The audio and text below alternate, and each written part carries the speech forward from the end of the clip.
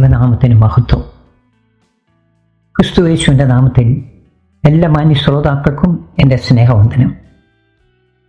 വെളിപ്പാട് പുസ്തകത്തിൻ്റെ 1, 2, 3 അധ്യായങ്ങൾ ഉൾക്കൊള്ളുന്ന ഒന്നാം ഭാഗമായ തേജസ്കരിക്കപ്പെട്ട ക്രിസ്തു സഭകൾക്ക് നൽകുന്ന ദൂതുകളാണ് നമ്മൾ പഠിച്ചുകൊണ്ടിരിക്കുന്നത്.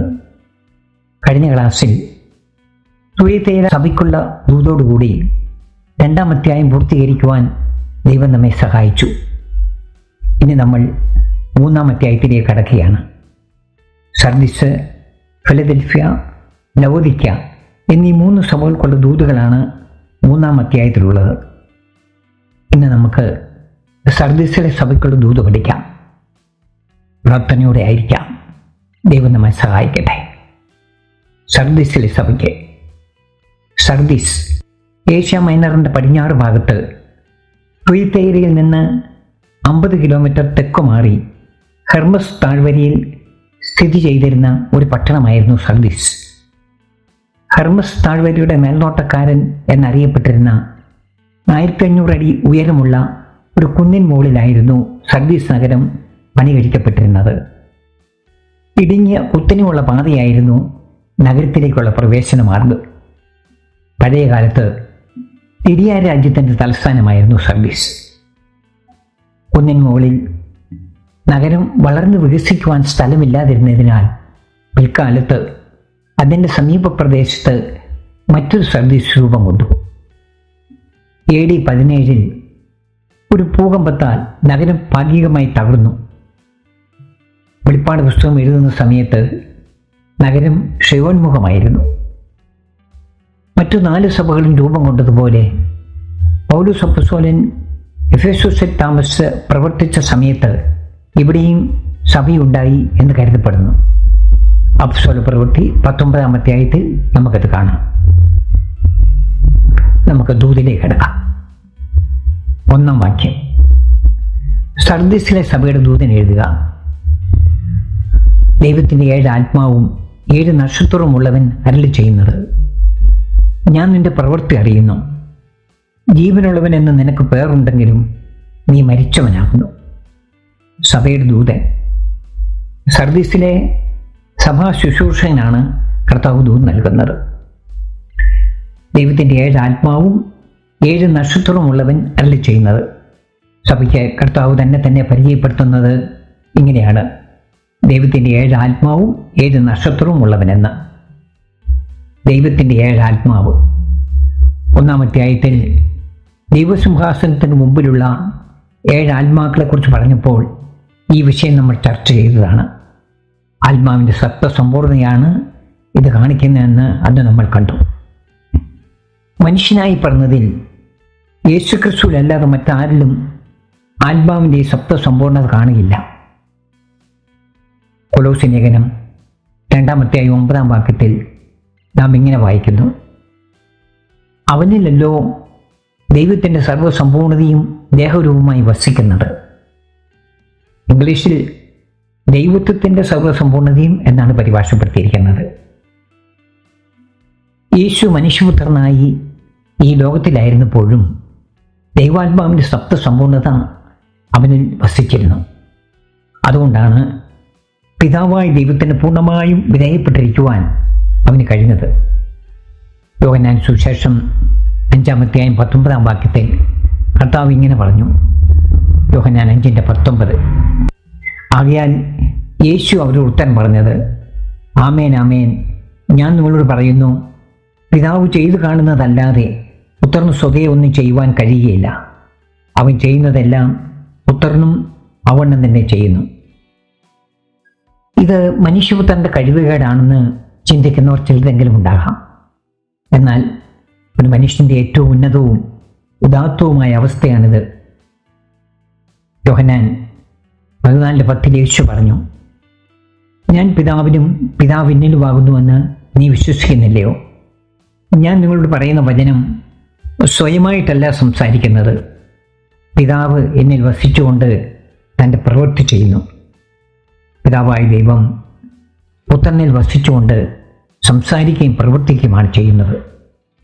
ഇപ്രകാരം സകല മനുഷ്യരിലും വസിക്കുവാൻ ദൈവം ആഗ്രഹിക്കുന്നു.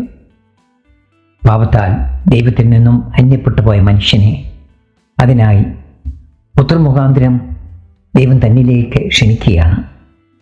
ഒന്ന് യോഹന്നാൻ 4:15 ഇങ്ങനെ പറയുന്നു: യേശു ദൈവപുത്രൻ എന്ന് സ്വീകരിക്കുന്നവനിൽ ദൈവവും അവൻ ദൈവത്തിലും വസിക്കുന്നു. യേശു ദൈവപുത്രൻ എന്ന് സ്വീകരിക്കുന്നവനിലാണ് ദൈവം വസിക്കുന്നത്. യേശു ദൈവപുത്രൻ എന്ന് സ്വീകരിക്കുക. തൻ്റെ ഏകജാതനായ പുത്രനിൽ വിശ്വസിക്കുന്ന ഏവനും നശിച്ചു പോകാതെ നിത്യജീവൻ പ്രാപിക്കേണ്ടതിന് ദൈവം അവനെ നൽകുവാൻ തക്കവണ്ണം ലോകത്തെ സ്നേഹിച്ചു. യേശു ദൈവത്തിൽ നിന്ന് ജനിച്ച പുത്രനാണെന്ന് സ്വീകരിക്കുന്നവരിലാണ് ദൈവം വസിക്കുന്നത്. അങ്ങനെ അവനെ സ്വീകരിച്ച് അവൻ്റെ നാമത്തിൽ വിശ്വസിക്കുന്നവരാണ് ദൈവമക്കളാകുന്നത്. അവരാണ് നിത്യജീവന് അവകാശികളുമാകുന്നത്. അപ്പോസ്തലനായ യോഹന്നാൻ തൻ്റെ 2-ാം ലേഖനത്തിൽ ഇങ്ങനെ എഴുതി: 2 യോഹന്നാൻ 1:3 പിതാവായ ദൈവത്തിൽ നിന്നും പിതാവിൻ്റെ പുത്രനായ യേശുക്രിസ്തുവിൽ നിന്നും സ്നേഹത്തിലും സത്യത്തിലും കൃപയും കനിവും സമാധാനവും നമ്മോടുകൂടെ ഇരിക്കുമാറാകട്ടെ. പിതാവിൻ്റെ പുത്രനായ യേശുക്രിസ്തു. പിതാവായ ദൈവം മനുഷ്യനായി ജനിച്ചവനാണ് യേശുക്രിസ്തു എന്നോ തൃത്വത്തിൽ രണ്ടാമനാണെന്നോ ഒന്നുമല്ല, പിതാവിൻ്റെ പുത്രനായ യേശുക്രിസ്തു എന്നാണ് അപ്പോസ്തലൻ പറയുന്നത്. അപ്പോസ്തലന്മാർക്ക് ലഭിച്ച ഈ വെളിപ്പാട് യോഹന്നാൻ സുവിശേഷം 1:14 നമുക്ക് കാണാം. യോഹന്നാൻ 1:14 വചനം ജഡമായി തീർന്നു, കൃപയും സത്യവും നിറഞ്ഞവനായി നമ്മുടെ ഇടയിൽ പാർത്തു. ഞങ്ങൾ അവൻ്റെ തേജസ് പിതാവിൽ നിന്ന് ഏകജാതനായവൻ്റെ തേജസ്സായി കണ്ടു. തങ്ങളുടെ ഇടയിൽ ഒരു മനുഷ്യനായി തങ്ങളെപ്പോലെ ജീവിച്ച യേശുവിൻ്റെ തേജസ് പിതാവായ ദൈവത്തിൽ നിന്ന് ജനിച്ച ദൈവപുത്രൻ്റെ തേജസ്സായി കണ്ടുവെന്നാണ് അപ്പോസ്തലൻ പറയുന്നത്. അപ്പോസ്തലന്മാർ സഭയ്ക്ക് കൈമാറിയ ഈ വെളിപ്പാട് ഇന്ന് സഭയ്ക്ക് കൈമോശം വന്നിരിക്കുന്നു.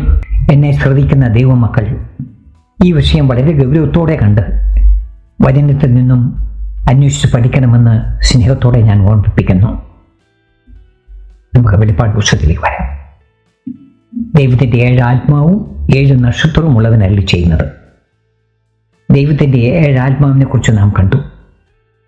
7 നക്ഷത്രം സഭയുടെ ദൂതന്മാർ അല്ലെങ്കിൽ സഭാ ശുശ്രൂഷകന്മാരാണെന്ന് നമ്മൾ നേരത്തെ മനസ്സിലാക്കിയതുമാണ്. ഞാൻ നിന്റെ പ്രവൃത്തി അറിയുന്നു.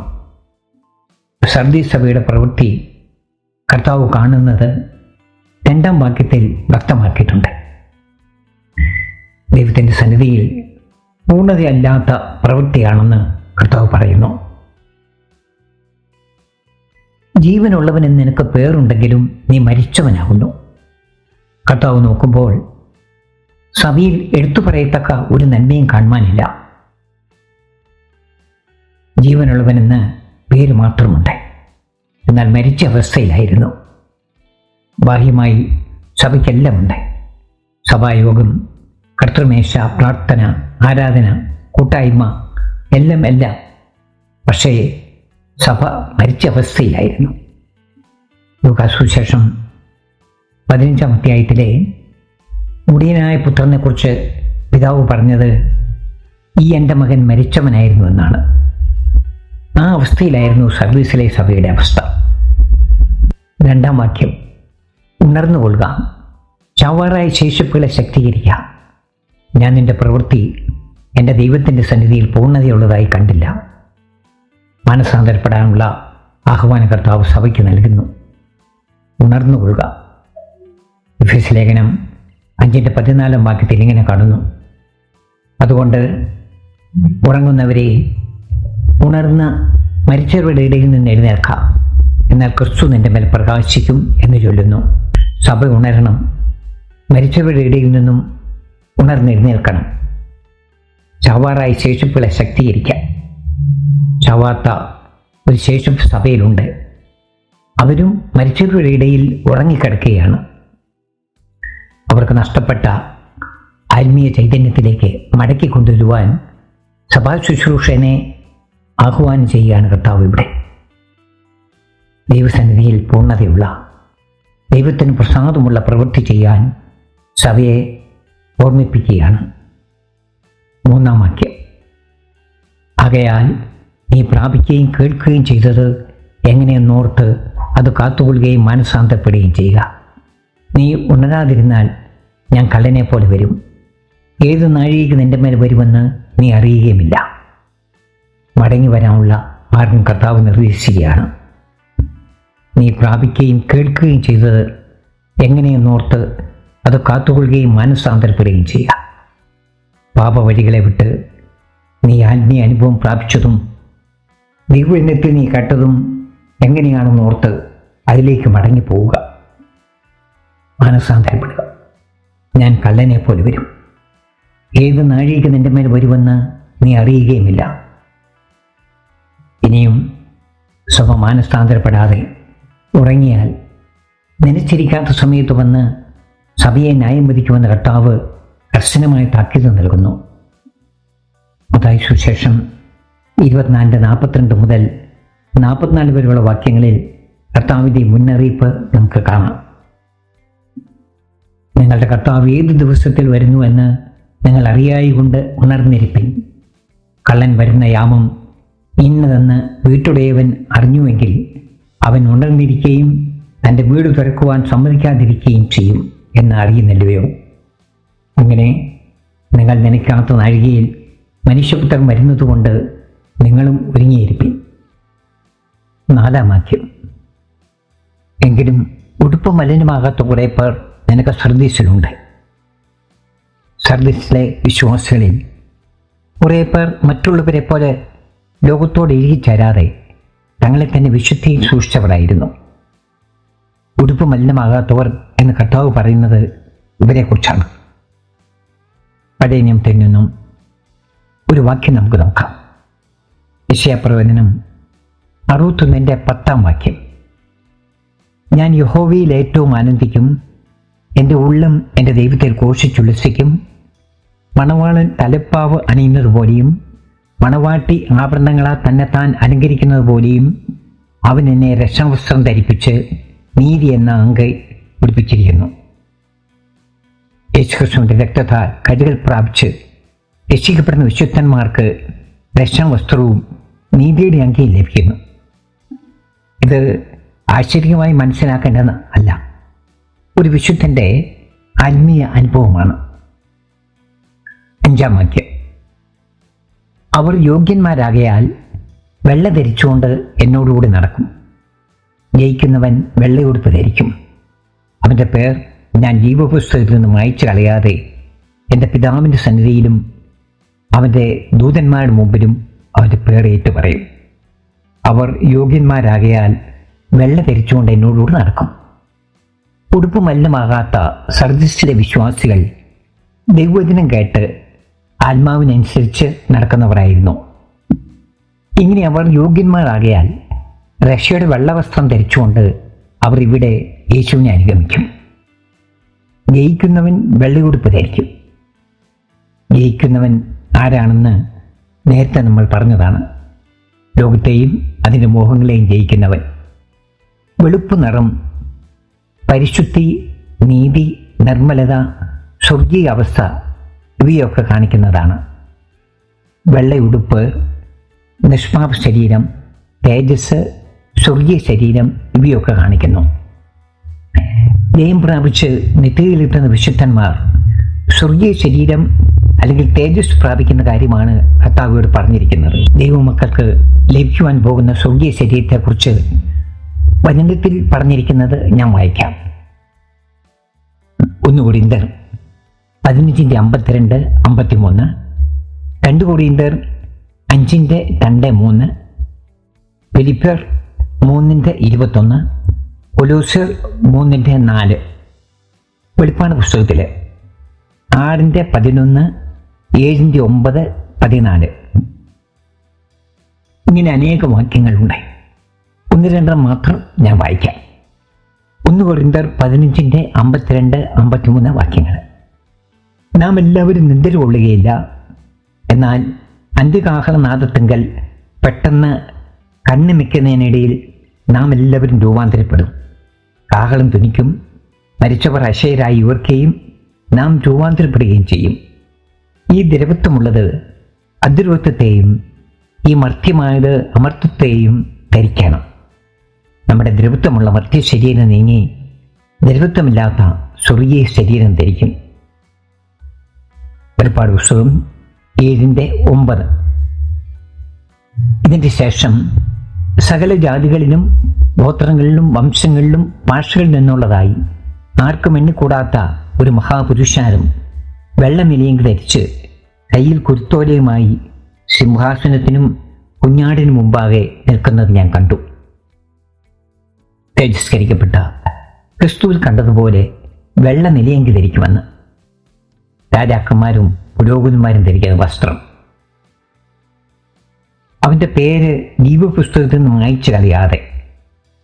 ജീവപുസ്തകം നീതിമാന്മാരുടെ പേരെഴുതിയിരിക്കുന്ന പുസ്തകമാണിത്. കുഞ്ഞാടിൻ്റെ പുസ്തകം എന്ന് ഇതറിയപ്പെടുന്നു.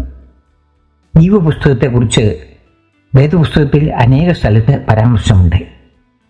സങ്കീർത്തനം 69:28, യെശയ്യാ 4:4, വെളിപ്പാട് 13:8, 17:8, 20:15, 21:27. ഇങ്ങനെ ധാരാളം വചനങ്ങളുണ്ട്. 1-2 വാക്യങ്ങൾ മാത്രം ഞാൻ വായിക്കാം. പഴയ നിയമത്തിൽ നിന്ന് ഒരു വാക്യം. സങ്കീർത്തനങ്ങൾ 69:28. ജീവന്റെ പുസ്തകത്തിൽ നിന്നും അവരെ മായ്ച്ചു കളയണമേ, നീതിമാന്മാരുടെ കൂടെ അവരെ എഴുതരുതേ. പുതിയ നിയമത്തിൽ നിന്ന് ഒരു വാക്യം കൂടെ വായിക്കാം. വെളിപ്പാട് പുസ്തകം 13:8. ലോകസ്ഥാപനം മുതൽ അറക്കപ്പെട്ട കുഞ്ഞാടിൻ്റെ ജീവപുസ്തകത്തിൽ പേർ എഴുതിയിട്ടില്ലാത്ത ഭൂവാസികളൊക്കെയും അതിനെ നമസ്കരിക്കും. ജയിക്കുന്നവനെ ജീവപുസ്തകത്തിൽ നിന്നും മായ്ച്ചു കളയാതെ പിതാവിൻ്റെ സന്നിധിയിലും ദൂതന്മാരുടെ മുമ്പിലും ഏറ്റുപറയും. ജയിച്ചില്ലെങ്കിൽ ജീവപുസ്തകത്തിൽ നിന്നും മായ്ച്ചു കളയുമെന്ന് കർത്താവിൻ്റെ ഈ വാക്കുകളിൽ നിന്നും വളരെ വ്യക്തമായി നമുക്ക് മനസ്സിലാക്കാം. ജയിക്കുന്നവനെ പിതാവിൻ്റെ സന്നിധിയിലും ദൂതന്മാരുടെ മുമ്പിലും ഏറ്റുപറയുമെന്ന് കർത്താവ് സഭയ്ക്ക് വാക്ക് നൽകുന്നു. കർത്താവിനെ ഏറ്റുപറയുന്നവനെ അവൻ ദൂതന്മാരുടെ മുമ്പിൽ ഏറ്റുപറയുമെന്നും തള്ളിപ്പറയുന്നവനെ തള്ളിപ്പറയുമെന്നും ലൂക്കോസ് 12:8-9 വാക്യങ്ങളിൽ പറഞ്ഞിരിക്കുന്നു. ലൂക്കോസ് 12:8-9. മനുഷ്യരുടെ മുമ്പിൽ ആരെങ്കിലും എന്നെ ഏറ്റുപറഞ്ഞാൽ അവനെ മനുഷ്യപുത്രനും ദൈവദൂതന്മാരുടെ മുമ്പാകെ ഏറ്റുപറയും. മനുഷ്യരുടെ മുമ്പിൽ എന്നെ തള്ളിപ്പറയുന്നവനെ ദൈവദൂതന്മാരുടെ മുമ്പിൽ തള്ളിപ്പറയും. 6-ാം വാക്യം. ആത്മാവ് സഭകളോട് പറയുന്ന എന്തെന്ന് ചെവിയുള്ളവൻ കേൾക്കട്ടെ. എല്ലാ സഭകളോടും അറിയിക്കുന്ന ഈ ദൂത് ഓരോ വിശ്വാസിയോടും ഏറ്റെടുക്കുവാൻ കർത്താവ് ആഹ്വാനം ചെയ്യുന്നു. കർത്താവ് ഒരു നന്മയും എടുത്തു പറയാത്ത സഭയാണ് സർദീസിലെ സഭ. മറ്റൊന്നാണ് ലവോദിക്കയിലെ സഭ.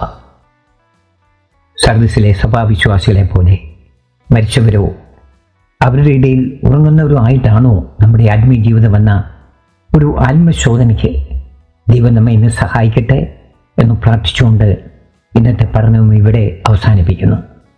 എന്നെ ശ്രവിച്ച എല്ലാവർക്കും കർത്താവായ യേശു ക്രിസ്തുവിന്റെ നാമത്തിൽ നന്ദിയും സ്നേഹവും അറിയിക്കുന്നു. Praise the Lord.